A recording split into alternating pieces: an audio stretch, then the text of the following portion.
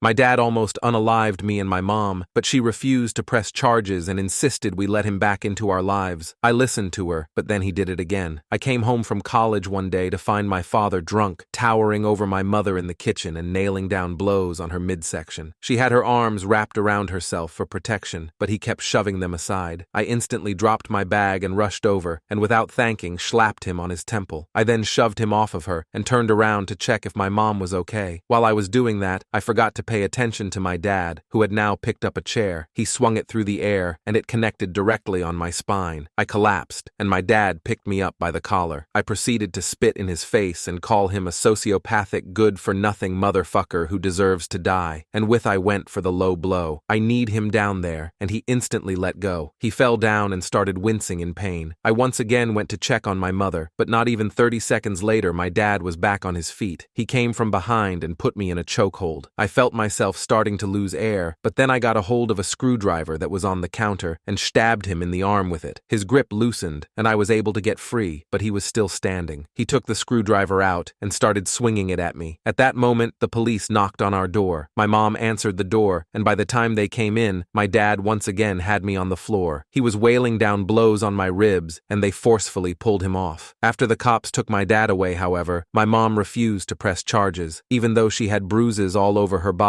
and had been crying just moments before, she wouldn't do it. Even though I too had sustained serious wounds and could have genuinely died, she refused. She kept repeating that he was sick and that he didn't mean it. I couldn't believe it. I begged her to let him stay in jail, but she wouldn't listen. That night, we went back and forth about him staying in jail, and I was scared that if she didn't press charges, he would come back to finish the job. My mom was all I had, and I couldn't lose her too. So, when she suggested that we ask for him to be sent to a psychiatric ward instead of prison, I went along with it. I hated it, but I didn't know what else to do. My dad was admitted to the psych ward, and for a while, things were quiet. My mom and I went back to our routine, and everything was normal. It was late when my mom came home one night. I hadn't thought much of it at first. She had a habit of staying out after work to run errands or meet with her friends from church, but something was off this time. I could tell by the way she slipped through the door all quietly and carefully. I was sitting at the kitchen table, going over some notes for an exam. The moment she saw me, she froze. She looked like a deer caught in headlights. I greeted her and asked where she had been, and she hesitated for a second too long. She then confessed that she went to go see Dad. She could see I was upset and begged me to give her a chance to explain. She said that he seemed much different now, and he had been getting a lot of help from the doctors. She said they've been working with him,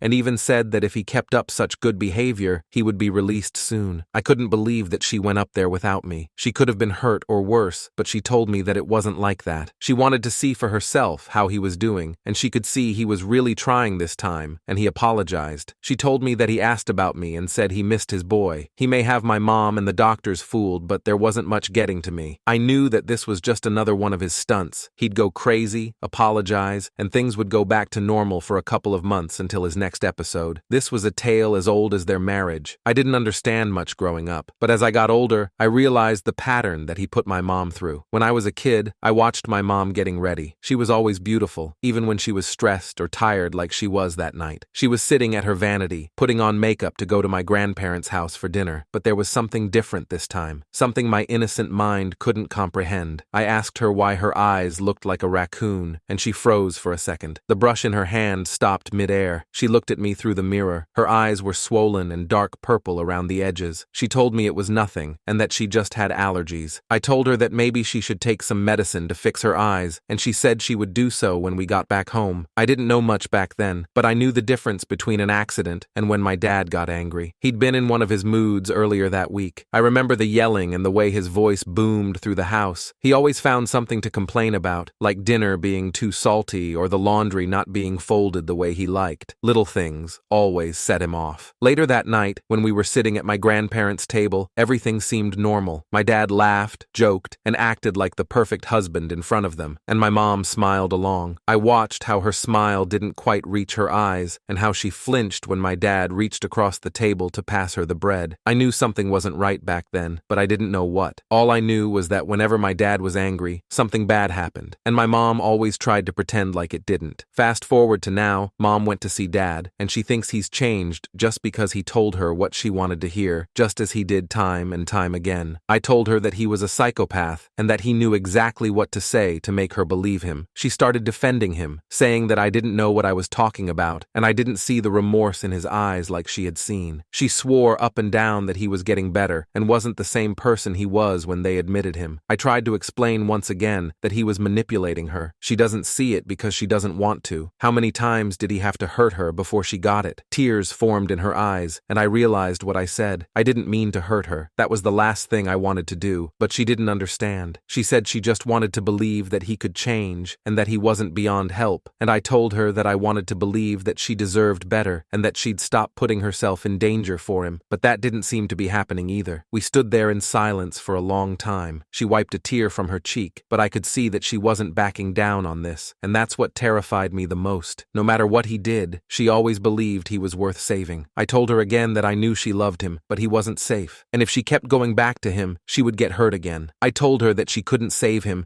and to stop trying. She didn't respond. She just sat there staring down at her hands, and in that moment, I realized that I might never get through to her. I told her that I'm not letting him back into our lives, and if he gets out, I'm not going to stand by and let him hurt her again. She shouldn't either. I walked out the front door and left her sitting there. A few months later, my mom got a call from the hospital. They were releasing my dad. They said he'd made progress and was doing better, so they had decided to let him go. I couldn't believe it. I tried to talk to my mom about it and make her see how dangerous he was, but she wouldn't hear it. She was so happy to have him back, and nothing I said could change her mind. When my dad came home, it was like nothing had ever happened. He was charming, sweet-talking my mom, apologizing for everything. He blamed it all on his mental illness, on the alcohol, on everything but himself, and my mom fell for it. She believed him when he said he'd changed and would never hurt us again, but I knew better. He hadn't changed. He was still the same monster. The tension in the house was unbearable. I couldn't stand to be around him and avoided him as much as I could, but it was only a matter of time before things exploded again. It didn't take long for the mask to slip. One night, we got into another argument. My dad had been drinking again, and I could see the anger building in him. He started yelling at me